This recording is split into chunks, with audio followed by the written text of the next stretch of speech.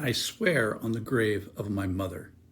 This is such a unique thought. Why is this a thing? Why would somebody say, would something that somebody says merit the calling on the support of a burial plot of someone dear to me?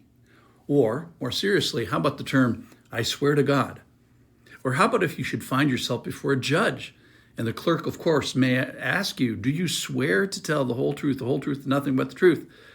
So why do we sometimes attach oaths onto our words?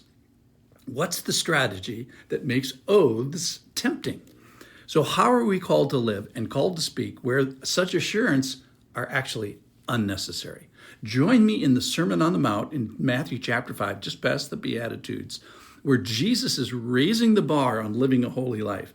He's been addressing some big topics so far: divorce, lust, anger, marriage, fulfilling the law. And now we come to this.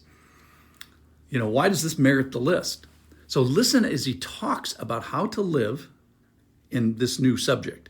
That is, how to live truthfully with your tongue and live with the truth. So this is Matthew chapter 5, verse 33. Again, you have heard it was said to those of old, you shall not swear falsely, but shall perform to the Lord what you have sworn.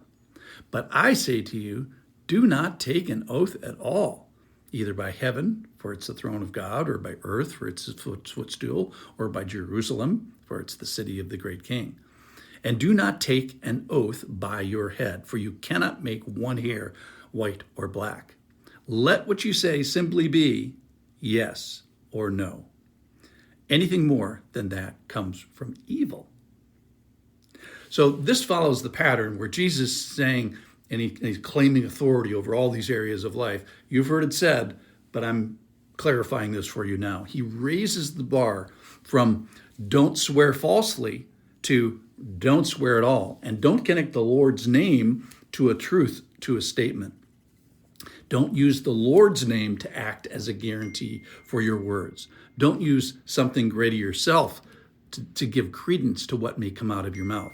Don't swear on your mother's grave, so to speak. Don't swear on the Bible. So of interest in the USA, in the courts, oaths of office are often done with your hand on the Bible.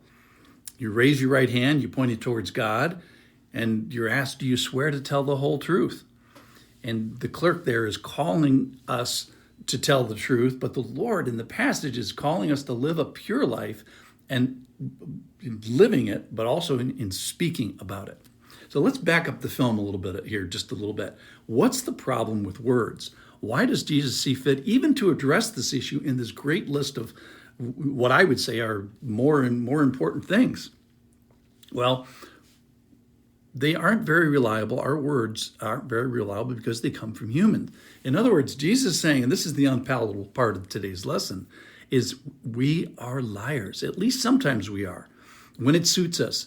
And if we didn't lie, this paragraph would not be necessary. So write this down. We are liars, and he doesn't like it, and he doesn't want it. Because we know that people often lie. We think that if we attach Jerusalem or the hairs on my head or heaven or something else, it takes regular fallible words and elevates the statement to that of a reliable truth. And the passage says no. Attaching the Lord's name or the name of Jerusalem to a statement doesn't make it more true. So this identifies the real problem, though.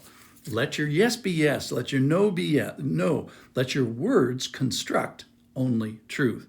So this passage is a call to stop lying. He doesn't like it. He doesn't want it. And he wants us to live in such a way that it's unnecessary to attach something valuable to our account, such as I swear on the grave of my mother, or I swear by heaven and earth, to give it veracity. Okay, so what should you know at the end of these little 7 minutes about this particular paragraph? Much of this is not a surprise. People sometimes, or maybe often, rebel against God. People sometimes behave in ways contrary to the truths of God. And then here we go, now drill down here today. People sometimes speak in ways contrary to the truth of God, which is pure truth. In short, people are liars. People don't tell the truth sometimes. And then there's this solution. which is people are often, this is the wrong solution, people are often tempted to attach oaths to certain statements to prop them up into truthfulness. I swear on the grave of my mother, or so help me God. So attaching the name of the wonderfulness of God or the wonderfulness of my mother somehow changes or reinforces the truth of the statement. So why jump through all these hoops? Why not just be truthful? That's the other alternative. Let your outside lives reflect an inside life without guile, without deceit, living truthfully. So build a reality of genuine truths rather than a matrix of some truths, some not truths, some truths that are supposed truths that are propped up. So if you live by truths and state only the truths, then no web of testimony enhancement is necessary or desired. So finally, the last point here, if you're a liar, that is, if your words aren't 100% true, then God is apparently grieved about it, and you should be 100% grieved about it as well. So repent, and for all of us, go speak the truth today. Thanks for listening.